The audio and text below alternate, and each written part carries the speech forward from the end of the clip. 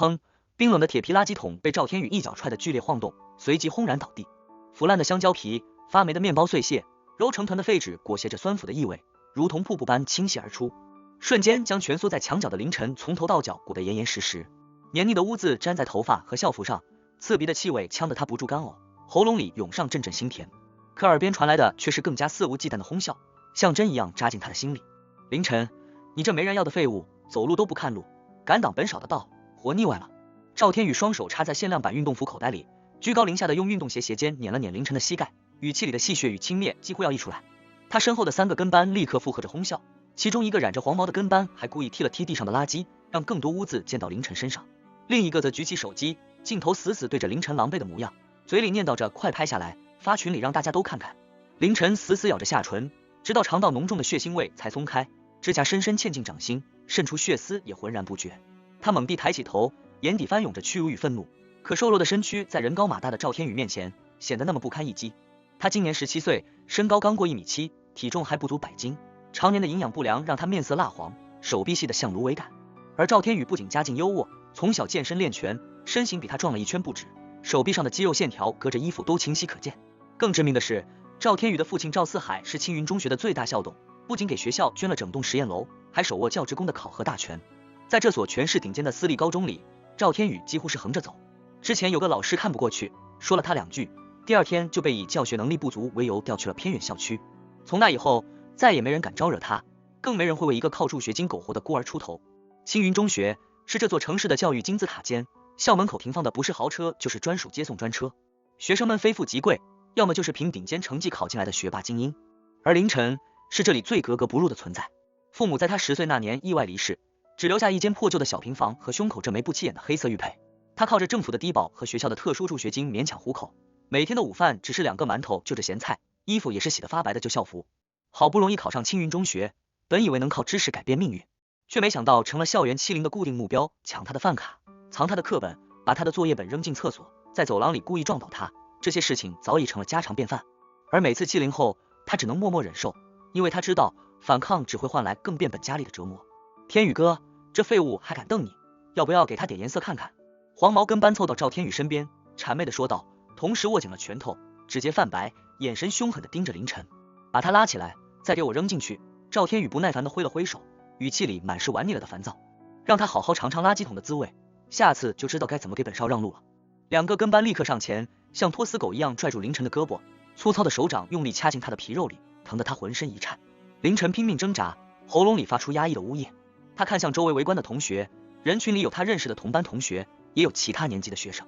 有人面露不忍，悄悄别过脸去，却没人敢上前一步。更多的人则是抱着看戏的心态，掏出手机拍照录像，嘴角挂着玩味的笑容。甚至有人低声议论，这废物又被收拾了，赵少下手还是这么狠，可怜归可怜，谁让他没钱没势呢？那些目光像冰冷的刀子，一刀刀割在凌晨的自尊上，让他恨不得找个地缝钻进去。就在凌晨的上半身即将被硬生生塞进满是污秽的垃圾桶时，他的胸口突然传来一阵微弱的温热，那是母亲留下的黑色玉佩，巴掌大小，质地暗沉，表面刻着模糊的纹路。平时戴在身上毫无异样，他只是习惯性的贴身戴着，当做对父母唯一的念想。起初他没在意，可那温热感越来越强烈，像是有一团小火苗在胸口燃烧，顺着血脉往4肢百骸蔓延，驱散了身上的寒意和疼痛。紧接着，一股庞大的信息流如同决堤的洪水，猛地冲进他的脑海。那是一套名为万象通明诀的古老修炼功法，文字晦涩却字字清晰，不仅记载着强身健体的法门，还能开发大脑潜能，提升学习能力、记忆力、洞察力等所有天赋，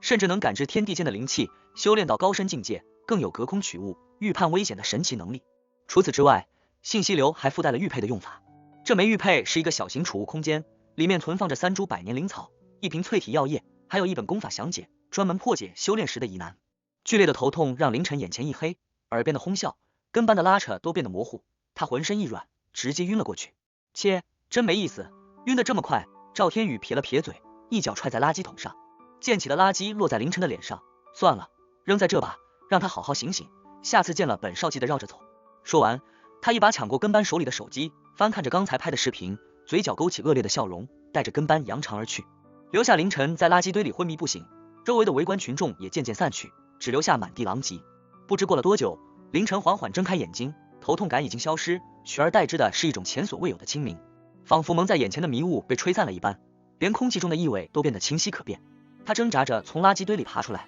拍了拍身上的污渍，胸口的玉佩依旧带着淡淡的温热。刚才冲进脑海的信息流还清晰地印在脑海里，一字一句都不曾模糊。这不是梦。凌晨抬手摸了摸胸口的玉佩，指尖传来温润的触感，心脏狂跳不止。母亲留下的遗物竟然是如此逆天的宝物，他强压下内心的激动，趁着周围没人，飞快地跑到学校后山的偏僻角落，那里是他平时被欺负后唯一能安静待着的地方。他靠着树干坐下，按照万象通明诀的入门心法，尝试着引导体内的气息。起初动作生涩，体内只有一丝微弱的气流，难以掌控，可随着他凝神静气，渐渐找到了诀窍。那丝气流开始顺着经脉缓慢运转，途经之处，原本酸痛的肌肉都变得舒缓起来。只过了10分钟，他就感觉到身体里充满了微弱但清晰的力量，原本疲惫不堪的身体也轻松了不少，连身上的异味似乎都被体内运转的气流驱散了几分。这功法是真的。凌晨欣喜若狂，眼底迸发出从未有过的光芒。他知道自己的人生从这一刻起将彻底改变，那些欺负他、嘲笑他的人，总有一天他会一一讨回来。当天晚上，凌晨回到学校分配的廉价宿舍，这是一间位于宿舍楼最顶层的单间，面积不足10平米，墙壁有些斑驳，没有空调，只有一台老旧的风扇。其他同学要么住校外豪宅，要么住条件优越的双人公寓，只有他因为家境原因被安排在这样的地方。但此刻凌晨丝毫不在意住宿条件的简陋，他锁好门，拉上窗帘，再次运转万象通明诀，功法运转起来异常顺畅。窗外的月光透过窗帘缝隙照进来，化作丝丝缕缕的灵气，缓慢地向他汇聚，融入他的体内。他能清晰地感觉到体内的气流越来越粗壮，经脉被一点点拓宽，原本瘦弱的身体正在被灵气重塑。一夜过去，天快亮时，凌晨终于彻底掌握了入门心法，身体也发生了细微的变化。原本瘦弱的胳膊多了几分紧实的肌肉，皮肤变得红润有光泽，眼神变得更加锐利，连视力和听力都提升了不少。远处楼道里同学的脚步声，楼下树叶飘落的声音，都听得一清二楚。第二天一早，凌晨洗漱完毕，换上干净的校服。当他走进教室时，不少人都投来异样的目光。以前的凌晨总是低着头，眼神躲闪，脊背微微佝偻，浑身散发着自卑怯懦的气息，走路轻手轻脚，像怕惊扰到别人。而今天的凌晨脊背挺直，抬头挺胸，眼神清澈而坚定，步伐沉稳，整个人的气质都发生了翻天覆地的变化。虽然校服依旧洗得发白，却难掩他身上的精气神。哟，这不是垃圾人凌晨吗？还敢来上课啊？赵天宇的声音如期而至，带着惯有的嚣张。他刚走进教室，就看到了凌晨，立刻带着3个跟班走了过来，伸手就要推凌晨的肩膀。这是他以前欺负凌晨的惯用动作，每次都能轻易把凌晨推倒在地。以往凌晨都会下意识的躲闪，或者被推倒后默默爬起来，可这次他眼神一凝，身体微微一侧，动作快的只剩下一道残影，轻松避开了赵天宇的手。同时他抬手轻轻一挡，一股柔和却不容抗拒的力量顺着手臂传来。赵天宇重心不稳，踉跄着后退了2步，差点撞到桌子，手里的早餐也掉在了地上。全场寂静，教室里原本嘈杂的声音瞬间消失，所有人都惊呆了，包括赵天宇自己。凌晨竟然敢反抗，还把赵天宇推得后退了，这简直是太阳打西边出来了！你找死！赵天宇恼羞成怒，脸色涨得通红，眼底满是难以置信和愤怒。他从小练习拳击，力气比一般人大得多，别说推一个瘦弱的凌晨，就算是和同龄男生打架，也从未落过下风。他猛地挥拳朝着凌晨的脸打去，拳锋凌厉，带着破空声，显然是动了真怒。这一拳要是打中，凌晨非得鼻青脸肿，牙齿脱落不可。周围的同学都发出一声惊呼，有人下意识地捂住了眼睛，觉得凌晨这次肯定惨了。可凌晨凭借着修炼万象通明诀后提升的反应速度，轻易地避开了这一拳。赵天宇的拳头落空，力道没收住，差点闪到腰。就在他踉跄的瞬间，凌晨反手抓住他的手腕，稍微用力一拧，力道控制的恰到好处，既不会伤筋动骨，又能带来钻心的疼痛。啊！赵天宇发出一声惨叫，手腕传来的剧痛让他浑身抽搐，冷汗瞬间布满了额头，脸色从通红变得惨白。他想挣脱，可凌晨的手就像铁钳一样，死死地钳住他的手腕，无论他怎么用力，都纹丝不动。跟班们想上前帮忙，可看到凌晨冰冷锐利的眼神，脚步顿住，不敢再动，只能站在原地面面相觑，脸上满是慌乱。赵天宇，我警告你以后不要再惹我。凌晨的声音冰冷，没有一丝波澜，可眼神里的寒意却让赵天宇不由自主地打了个寒战。他第一次觉得眼前的凌晨再也不是那个任他拿捏、随意欺负的废物了，变得陌生而可怕。凌晨轻轻一松手，赵天宇狼狈地摔倒在地，捂着自己的手腕，疼得浑身蜷缩，额头上的冷汗不断滴落。凌晨不再理会他和他的跟班，径直走到自己的座位上坐下。那是教室最后一排的角落，以前是他刻意选的，只为了尽量降低自己的存在感。可现在这个位置却成了全场目光的焦点。教室里鸦雀无声，所有人都用敬畏又好奇的目光看着凌晨。这个曾经任人欺凌的废柴，好像真的不一样了。过了好一会儿，教室里才重新响起窃窃私语的声音，所有人都在议论凌晨的变化。有人猜测他是不是练了武术，有人疑惑他怎么突然敢反抗赵天宇。只有赵天宇坐在地上，眼神阴鸷地盯着凌晨的背影，牙齿咬得咯咯作响，心里暗暗发誓一定要让凌晨付出代价。很快上课铃声响起，语文老师拿着一叠试卷走进教室，推了推眼镜，语气严肃地说道：同学们，今天我们进行随堂测验，这张试卷难度很大，涉及很多课外拓展知识，大家认真作答，成绩快计入月考总分。这话一出，教室里立刻响起一片哀嚎。这语文老师向来以出题难著称，每次他的测验全班平均分都不到60分，更别说凌晨以前每次测验他都只能考20-30分，是班里稳定的倒数第一。试卷上几乎一半都是空白，另一半也是胡乱蒙的。试卷发下来后，凌晨深吸一口气，拿起笔。神奇的事情发生了，以前那些晦涩难懂的文言文翻译，深奥的阅读理解，摸不着头脑的作文题，现在在他眼里变得异常简单，脑海里瞬间就浮现出对应的知识点，文言文的释义，阅读理解的答题思路，作文的框架结构都清晰明了。他提笔疾书，笔尖在试卷上飞速移动，字迹工整有力，不再像以前那样潦草难辨。不到半个小时，他就把整张试卷做完了，连作文都写得洋洋洒洒，逻辑清晰，文采斐然。他放下笔，仔细检查了一遍，确认没有错误后，便举手交卷。凌晨，你确定要交卷？语文老师推了推眼镜，有些惊讶地看着他，语气里满是难以置信。这试卷难度很大，很多成绩好的同学都还没做完，你不再检查检查？以往凌晨都是最后一个交卷，而且试卷上几乎全是空白，今天这反常的举动让老师格外意外。老师，我确定。凌晨点了点头，放下试卷，转身走出了教室，留下满是震惊的师生。他该不会是放弃了吧？才半个小时就交卷，肯定一道题都不会，胡乱写了几笔就交了，就是装什么装？刚才赢了赵天宇一次，就以为自己很厉害了。学习又不是靠打架，等成绩出来还不是倒数第一？我看他就是破罐子破摔了，反正每次都是垫底。早交卷早省事。议论声此起彼伏。赵天宇坐在座位上，揉着自己依旧酸痛的手腕，眼神阴鸷地盯着凌晨的背影，嘴角勾起一抹不屑的冷笑。他才不信凌晨能考出好成绩，一个常年考20-30分的废物，就算突然敢反抗，学习成绩也不可能一夜之间变好。下午，语文老师把批改好的试卷发了下来，他拿着试卷，脸色有些复杂，目光在教室里扫了一圈，最终落在凌晨身上，清了清嗓子说道：这次测验有一位同学的进步非常大，出乎我的意料。同学们纷纷好奇地探头猜测是谁。赵天宇心里不屑，觉得肯定不是凌晨，说不定是某个学霸发挥超常了。凌晨98分，全班第一！轰！全班同学都炸开了锅，一个个难以置信地看着凌晨，脸上写满了震惊和茫然。98分，全班第一，这怎么可能？凌晨什么时候变得这么厉害了？就算是班里的顶尖学霸，也未必能考到这么高的分数，更何况是凌晨这个常年倒数第一的废物。赵天宇更是瞪大了眼睛，手里的试卷啪嗒一声掉在了地上，他猛地站起身，对着语文老师喊道：老师，你是不是批改错了？他怎么可能考98分？肯定是你看错了。语文老师皱了皱眉，语气严肃地说道：我反复核对过，凌晨的试卷没有任何批改错误，文言文翻译全对，阅读理解答题精准，作文更是拿到了满分，扣掉的2分只是因为个别字词用法不够严谨。赵天宇，请注意你的语气。说着，他把凌晨的试卷放在讲台上，大家可以传阅一下，看看凌晨的答题情况。同学们立刻围了上去，争先恐后地翻看凌晨的试卷。看着试卷上鲜红的98分，工整的字迹，精准的答题思路，所有人都沉默了。他们不得不承认，凌晨是真的考了98分，不是老师批改错误，也不是运气好，而是真的有了质的飞跃。凌晨平静地接过传回来的试卷，上面鲜红的98分格外刺眼，却让他心里一片坦然。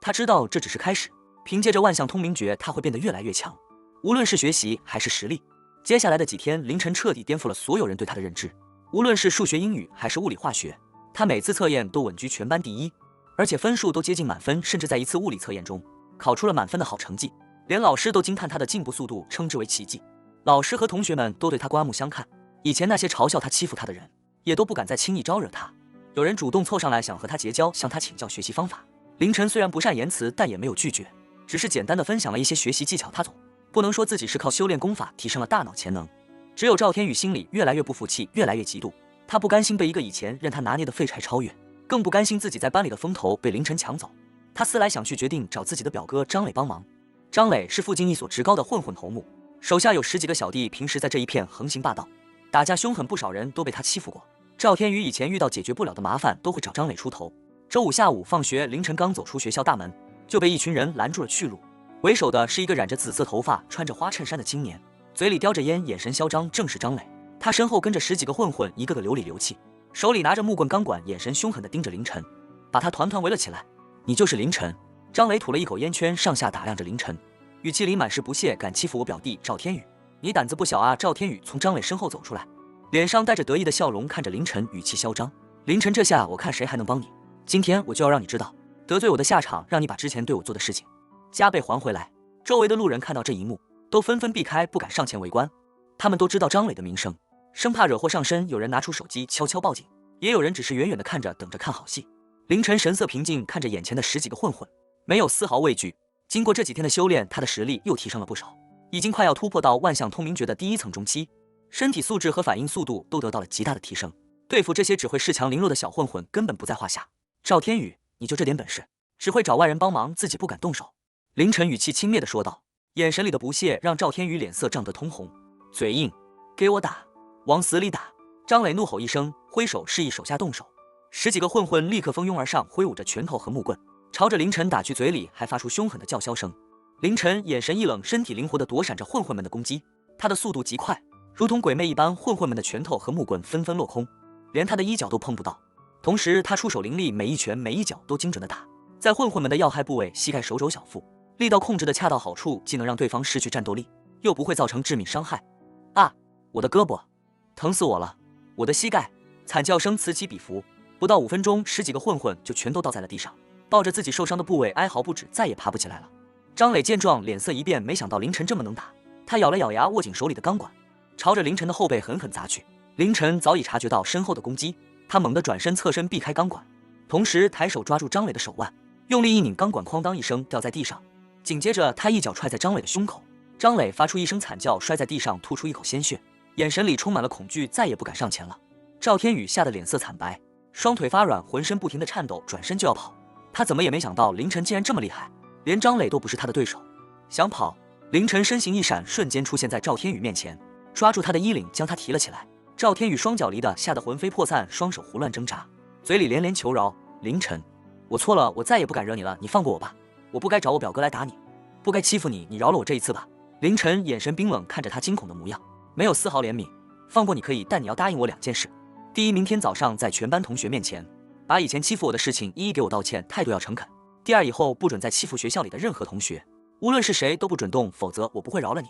我答应，我都答应。赵天宇连忙点头，生怕凌晨对他动手，眼泪都快吓出来了。我明天一定道歉，以后再也不欺负人了，你放过我吧。凌晨松开手，赵天宇瘫坐在地上，大口大口地喘着气，冷汗浸湿了全身。他看着凌晨的背影，眼神里充满了恐惧和不甘，但他再也不敢招惹凌晨了，连反抗的勇气都没有。凌晨解决了赵天宇这个麻烦后，便转身离开。此时远处传来了警车的鸣笛声，是之前围观的路人报的警。凌晨没有停留，径直走向自己的小平房，他现在迫不及待地想回去修炼，尽快突破到第1层中期，提升自己的实力。回到家后，凌晨拿出玉佩，意念一动就进入了储物空间。空间不大，只有几个立方米，里面放着3株翠绿的灵草，散发着淡淡的清香，还有一瓶晶莹剔透的淬体药液，药液在瓶子里缓缓晃动，散发着浓郁的灵气。凌晨按照功法详解的说明，取出1株灵草放在嘴里咀嚼，灵草入口即化作一股浓郁的灵气，顺着喉咙滑入体内，比他平时吸收天地灵气要快得多。他立刻盘膝坐下，运转万象通明诀，引导着灵气在体内运转，冲击着第1层中期的壁垒。一夜修炼，第2天一早，凌晨终于成功突破到万象通明诀第1层中期。他能清晰地感觉到体内的气流变得更加粗壮，力量也提升了不少，一拳能轻松打碎墙上的砖块。同时他的大脑潜能也进一步开发，记忆力和洞察力又强了几分，之前看过的书籍知识点都能牢牢记住，举一反三。早上来到教室，赵天宇果然早早的就在座位上等着了，脸色苍白，眼神躲闪，不敢看凌晨。上课铃响后，老师刚走进教室，赵天宇就猛地站起身，走到讲台前，对着凌晨的方向深深鞠了一躬，声音有些颤抖，却清晰地说道：凌晨，对不起，以前我总是欺负你，抢你的饭卡，藏你的课本，把你扔进垃圾桶，还对你动手动脚，嘲笑你是废物。我知道错了，我不该那样对你，不该以强凌弱，求你原谅我。全班同学都惊呆了，没想到赵天宇真的会道歉，而且态度这么诚恳。凌晨抬了抬头，看着他，淡淡的点了点头，知道错了就好，记住你说的话，以后不要再欺负人了。赵天宇如蒙大赦，连忙鞠躬道谢，然后狼狈地回到自己的座位上，再也不敢抬头。从那以后，赵天宇彻底收敛了自己的嚣张气焰，变得沉默寡言，不仅不敢招惹凌晨，也不敢再欺负其他同学了。解决了赵天宇这个麻烦后，凌晨的生活变得更加顺利，他全身心投入到修炼和学习中，成绩始终稳居年级第1，每次考试都能拉开第2名10几分的差距，成为了学校里的传奇人物。与此同时，学校的校花苏婉清也开始主动接近凌晨。苏婉清是市长的女儿，长得漂亮，气质优雅，成绩优异，性格温柔善良，是无数男生心中的女神。以前她虽然没有嘲笑过凌晨，也没有参与过欺凌，但碍于身份和圈子，从未和凌晨说过话。可自从凌晨成绩突飞猛进打败赵天宇后，苏婉清就对这个充满神秘感的男生产生了好奇。她经常主动找凌晨请教问题，有时候是数学难题，有时候是物理知识点。凌晨虽然不善言辞，但每次都会耐心地给他讲解，用最简单易懂的方式把复杂的知识点讲清楚。苏婉清发现凌晨不仅聪明厉害，而且为人正直善良，不卑不亢，和那些嚣张跋扈的纨绔子弟完全不一样，对他的好感也越来越深。两人渐渐熟悉起来，一起在图书馆看书，一起讨论问题，一起放学回家。苏婉清会给凌晨带早餐，凌晨则会帮苏婉清解决学习上的难题。两人之间的氛围越来越暧昧，周围的同学都看出了端倪，纷纷调侃他们是一对。凌晨也对这个温柔善良、不嫌弃他出身的女生颇有好感，只是碍于性格内向，没有主动表白。赵天宇看着凌晨越来越风光，不仅成绩碾压所有人，还得到了校花苏婉清的青睐，心里极度的发狂。他不甘心就这样输给凌晨，于是他想到了一个恶毒的主意，找他的父亲赵四海帮忙。他回家后添油加醋的把事情的经过告诉了赵四海，故意夸大凌晨对他的欺负，说凌晨不仅打了他，还辱骂他和赵家，让赵四海一定要为他报仇，把凌晨赶出学校。赵四海是一个心胸狭隘、心狠手辣的商人，向来护短。他得知自己的宝贝儿子被一个穷小子欺负了，顿时勃然大怒，拍着桌子骂道：“好一个不知天高地厚的废物，敢欺负我赵四海的儿子，我让他在这座城市里无法立足！”他当即决定动用自己的关系，给学校施压，让校长开除凌晨，同时还要找机会报复凌晨，让他付出惨痛的代价。第二天一早，校长就把凌晨叫到了办公室。校长脸上带着为难的神色，搓着手，语气无奈地说道：“凌晨啊，你是个好学生，成绩好，品格也不错，老师和我都很喜欢你。可是赵董那边施压了，说如果你不主动退学，他就撤掉对学校的所有投资，还要动用关系让我这个校长下岗，甚至还要整顿学校的教职工队伍。我知道你受委屈了，可我也是身不由己啊。”凌晨早就料到赵四海会出手，他平静地说道：“校长，我不会退学的。赵四海想威胁你，那我就帮你解决这个麻烦。”校长愣了一下，疑惑地看着凌晨，眼神里满是不解。你能解决？凌晨，你别逞强，赵董的势力很大，在这座城市里没人能和他抗衡，你一个学生怎么可能斗得过他？凌晨笑了笑，没有解释。他拿出手机拨通了一个电话，这个电话是他之前在全国中学生数学竞赛中认识的一位老教授周院士打来的。周院士是国家科学院的院士，数学界的权威。当时凌晨在竞赛中以满分的成绩夺冠，解题思路新颖独特，让周院士十分欣赏。周院士不仅给了他很多学习上的指导，还曾说过如果有任何困难都可以找他帮忙。电话很快接通，电话那头传来周院士温和的声音：“小林啊，怎么想起给我打电话了？是不是学习上遇到难题了？”“周教授您好，我遇到一点麻烦，想请您帮忙。”凌晨语气恭敬地说道，然后把赵四海因为儿子被教训，就动用关系施压学校，逼他退学的事情一五一十地告诉了周院士。周院士听后顿时勃然大怒，岂有此理！这赵四海也太过分了，仗着自己有点钱和势力，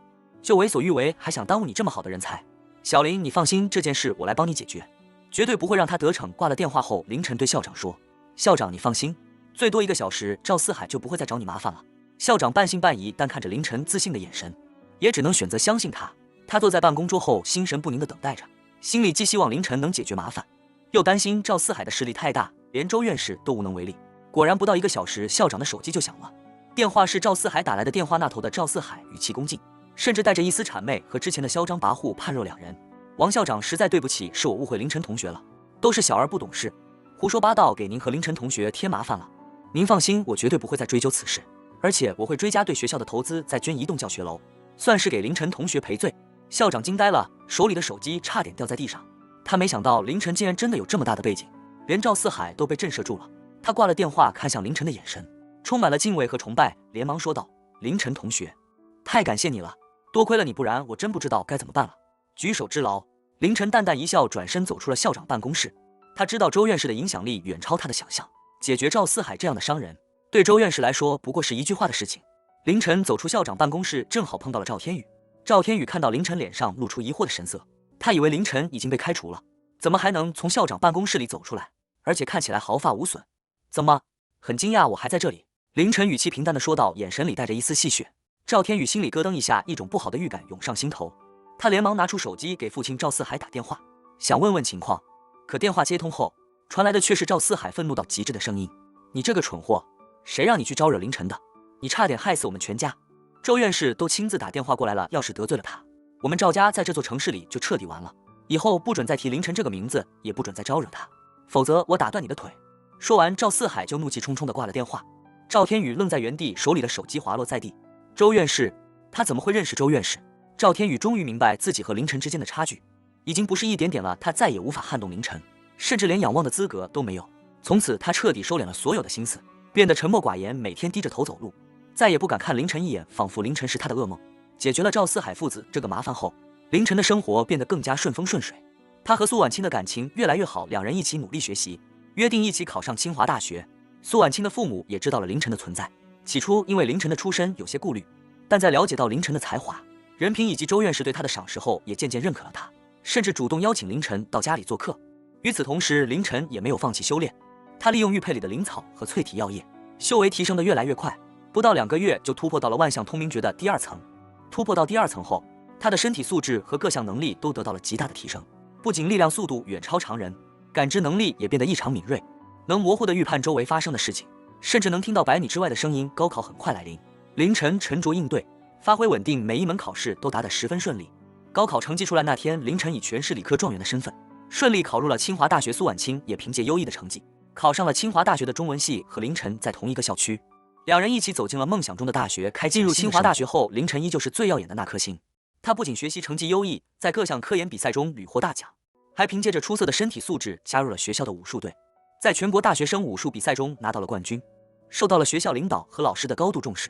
同时，他也没有忘记修炼，利用课余时间刻苦修炼，修为不断突破，很快就达到了万象通明诀的第3层。一次偶然的机会，凌晨在清华大学的后山修炼时，遇到了一位隐士的修炼者玄阳子。玄阳子是一位修炼了上百年的高人，因为厌倦了修炼界的纷争，才隐居在清华后山。他看到凌晨修炼时散发的灵气，非常惊讶，没想到在现代社会竟然还有这么年轻的修炼者，而且天赋这么高，修炼的功法还如此精妙。玄阳子主动上前和凌晨交谈起来，在了解到凌晨的情况后，玄阳子对他更加欣赏，当即表示要收凌晨为徒，传授给他更高级的修炼功法和技能。凌晨又惊又喜，连忙拜师。在玄阳子的指导下，凌晨的修炼少走了很多弯路，修为突飞猛进，不到1年就突破到了万象通明诀的第5层，成为了一名实力强大的修炼者。不仅能强身健体，还能运用功法施展一些神奇的能力，比如治病救人、隔空取物、短距离瞬移等。大学期间，凌晨利用自己的能力帮助了很多人，他治愈了一位患有疑难杂症、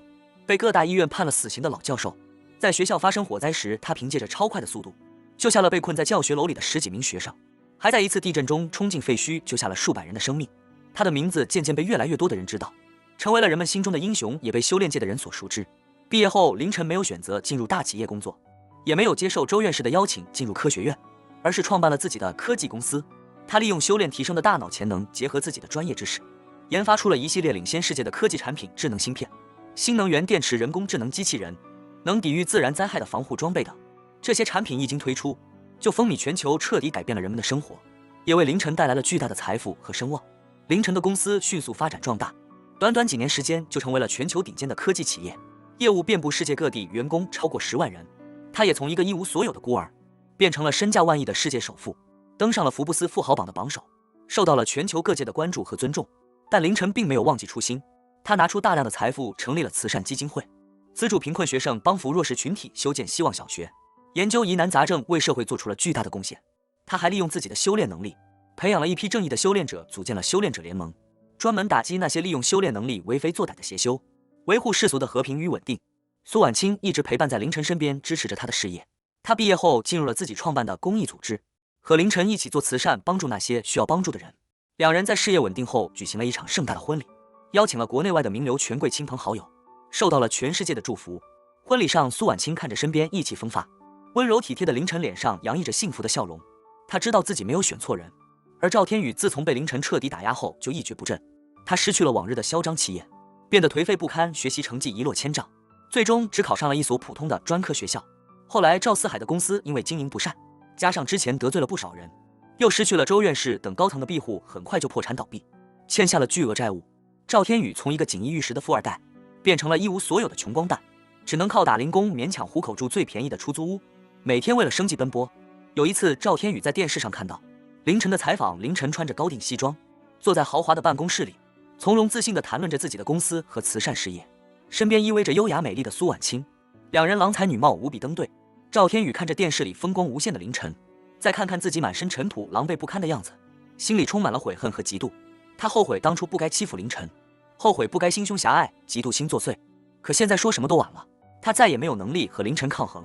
甚至连见凌晨一面的资格都没有。多年后，凌晨已经成为了全球公认的传奇人物。他不仅是商界巨鳄、修炼大师，还是受人尊敬的慈善家。他的名字被载入史册，成为了无数人心中的榜样。他站在自己公司的顶楼，俯瞰着脚下的繁华都市，身边依偎着苏婉清，微风拂过，带着淡淡的花香。还记得以前在青云中学你被赵天宇欺负，浑身是垃圾的样子吗？苏婉清靠在凌晨的肩膀上，笑着说道，语气里满是感慨。凌晨笑了笑，点了点头，眼神温柔地看着苏婉清。当然记得，那时候我以为自己的人生会一直那样黑暗，看不到希望，每天都活在屈辱和痛苦中。幸好母亲留下的玉佩改变了我的命运，也让我遇到了你。其实真正改变你命运的，不是玉佩，而是你自己。苏婉清抬起头看着凌晨的眼睛，认真地说道，如果不是你坚持不懈的努力，就算有玉佩也无法成就今天的你。你从来都不是废物，你只是缺少一个机会，一个证明自己的机会。凌晨愣了一下，随即恍然大悟，是啊，玉佩只是一个契机，一个起点，真正让他从尘埃中崛起，站上世界之巅的，是他自己的努力、坚持和永不放弃的信念。如果当初他拿到玉佩后，选择安于现状，或者因为困难而放弃修炼，就不会有今天的成就。夕阳下，两人的身影依偎在一起，被镀上了一层金色的光晕，显得格外温馨。凌晨知道他的人生还会继续辉煌下去，他会继续修炼，守护自己爱的人，会继续发展事业，为社会做更多的贡献，会带着自己的信念一步步走向更高的巅峰。而那些曾经欺负他、看不起他的人，早已被他远远地甩在了身后，消失在历史的尘埃中，再也无法掀起波澜。这就是属于凌晨的逆袭之路，一条从尘埃到巅峰的传奇之路，一条用努力和坚持书写辉煌的人生之路。他告诉所有人，无论出身多么卑微，无论遭遇多么坎坷，只要不放弃希望，坚持不懈的努力，终有一天能从尘埃中崛起，绽放出属于自己的光芒，活成自己想要的样子。